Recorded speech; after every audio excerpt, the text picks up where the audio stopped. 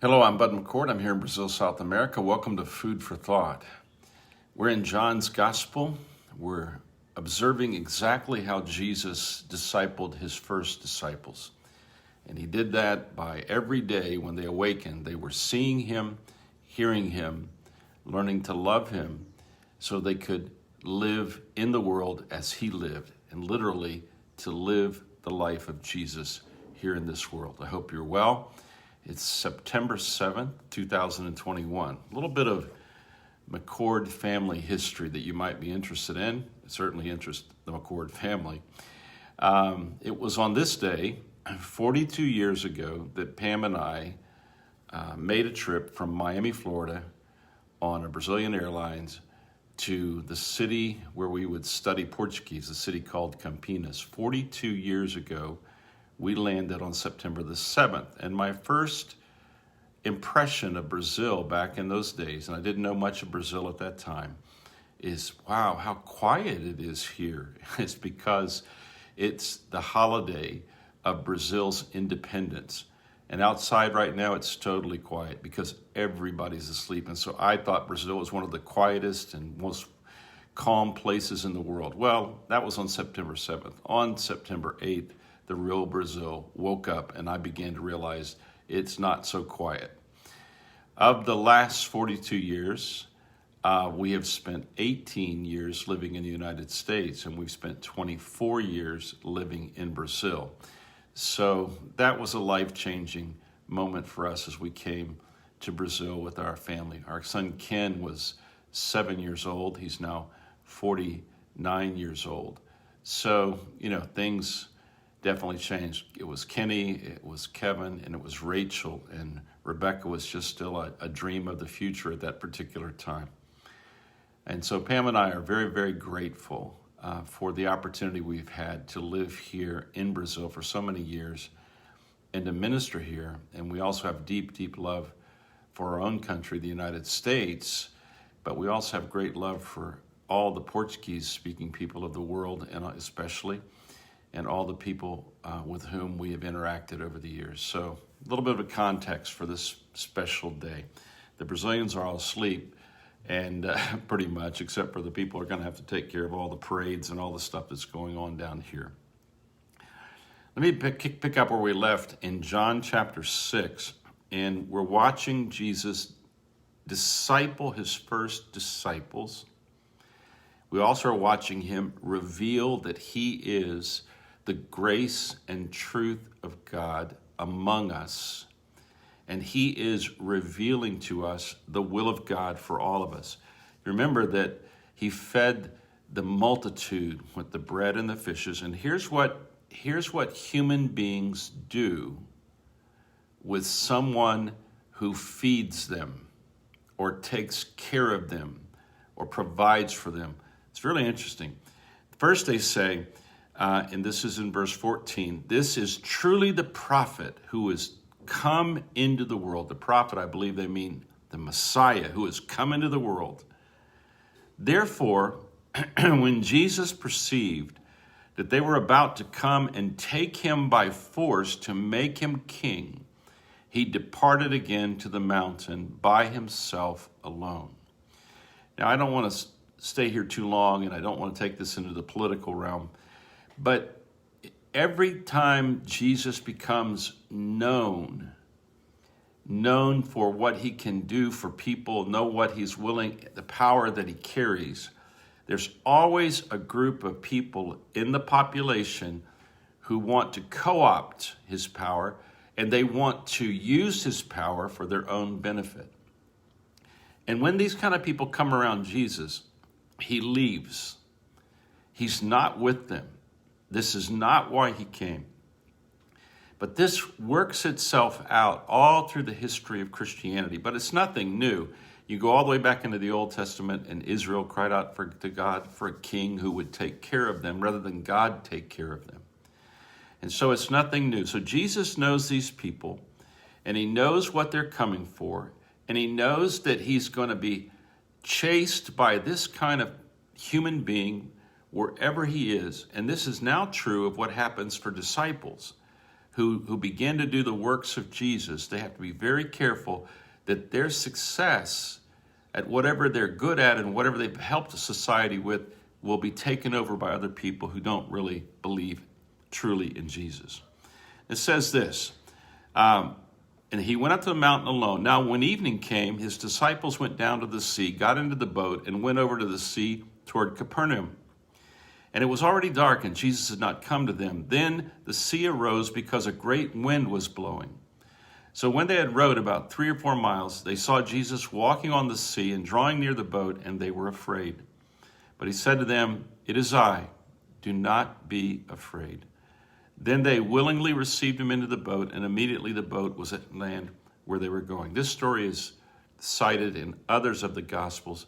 And it says that they had rowed and they were working and they just couldn't get to the goal. They couldn't get to Capernaum. They couldn't get to where they needed to go. And so they were just laboring in their own energy. And this is another picture of discipleship without the presence of Jesus.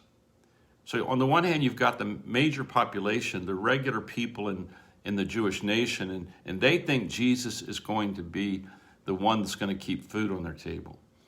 And the disciples who have been walking with Jesus and living with Jesus, when he's not there, it's as if they are killing themselves with effort. But then all of a sudden, as soon as he's back in their presence and they admit him into their lives, so to speak, he said, but then they willingly received him into the boat, and immediately the boat was at the land where they were going. It was another moment in their discipleship. They were remembering how hard it was without Jesus and how they couldn't control the circumstances without Jesus. And they were doing the best they could on their own energy, with their own energy, and they couldn't get to the land. But as soon as Jesus is there, and they willingly received him into the boat, you can't get much closer than one of a small boat like this with 12 disciples and Jesus, and they've been killing themselves. And it says he gets into the boat, and immediately they were at the goal of where they were going. Boy, I can tell you from my spiritual life that every time that Jesus needs to teach me that I'm not in charge, he puts me in a boat and says, "Go ahead, row."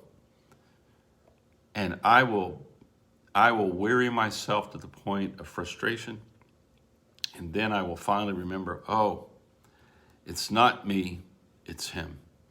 On the following day, when the people who were standing on the other side of the sea saw that there was no other boat there except the one which his disciples had entered, and that Jesus had not entered the boat with his disciples, but his disciples had gone away alone. However, other boats came from Tiberias near the place where they ate bread after the Lord had given thanks. And when the people therefore saw that Jesus was not there, nor his disciples, they also got into boats and came to Capernaum seeking Jesus. Now remember, these are the same people who want to make him king. And when they found him on the other side of the sea, they said to him, "Rabbi, when did you come here?" They can't figure it out because the disciples got in the boat and Jesus wasn't in the boat. And so they want to know, when did you come here? And another thing about Jesus discipling his first disciples is he doesn't answer the question. He doesn't answer the question. We are not as disciples of Jesus, we're not under any obligation to ask or answer every single question about everything the world would want to know. And what we should be doing is every time we start talking, we need to go back to Jesus and talk about Jesus, and back to Jesus and talk about Jesus. The Christians are not the experts of every other subject. The Apostle Paul said it like this: "I have purpose to know among you only Jesus Christ and Christ crucified." Our method of attracting the world to Christianity should not be our so-called intelligence or what we know about every other subject. We really should be people who know and live Jesus. Now here's what Jesus said. Jesus answered them and said, "Most assuredly or truly, I say to you, you seek me, not because you saw the signs, not because you realized that I'm doing signs that come from God, but because you ate of the loaves and were filled. I solved your daily problem," he says. "Do not labor for food which perishes, That's quite a statement. Do not labor for food which perishes, but for the food which endures to everlasting life, which the Son of Man will give you, because the Father has set his seal on him. Then now these are the people who wanted to make him king. What shall we do? What shall we do that we may work the works of God? They're off, and the disciples are listening to this, and they're perceiving, what shall we do that we may work the works of God? This is religion. Religion always asks this question: what shall we do to complete whatever God expects of us? This is the question of religion, but it's not Jesus' question. It's not Jesus' answer. Listen to this. Jesus answered and said to them, this is the work of God. You see what he just did? He said, what shall we do that we may work the works of God? And he says, this is the work of God. It's not your work. But if you want to do any work, it is this. This is the work of God, that you believe in him whom he sent. The work of a human being that God has assigned to us is to believe in Jesus Christ. And when we believe in Jesus Christ, that means we believe in everything he is, everything he says, everything he does, and we adjust our life to do with him and in his company what we've seen him do and what we've heard him say and what we've seen him live. And he says, come and be my presence in the world by faith. And the just, and then the Bible goes on later in the book of Romans, the just shall live by faith.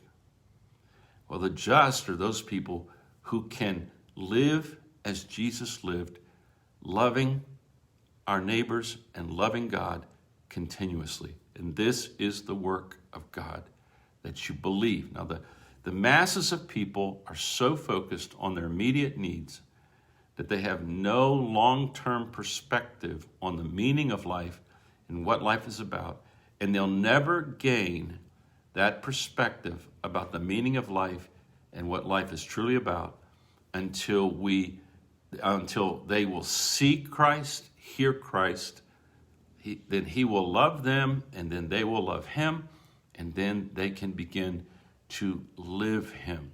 And a person living Christ is one who is believing in Jesus moment by moment by faith, receiving from Jesus, who is the bread of life. Now we'll stop here for this morning, but you can see that in the chapter 5, Jesus was with the religious authorities. Now he's with the population at large. So he's discipling his first disciples and said, make no mistake, if you guys have great success in the world, they're going to want you to transform Christianity into something that only feeds the human level of people, when it needs to specifically focus people on Jesus, who is eternal life. It's really interesting, isn't it? He's discipling these disciples. At the same time, this will disciple us. If we will listen to this and believe Jesus, this will disciple us as well. God bless you. Have a great day wherever you're at in this world where there are many opportunities to be salt and light. And there's no lack of opportunities to point people to Jesus by the way we live and love. God bless you. Have a great day.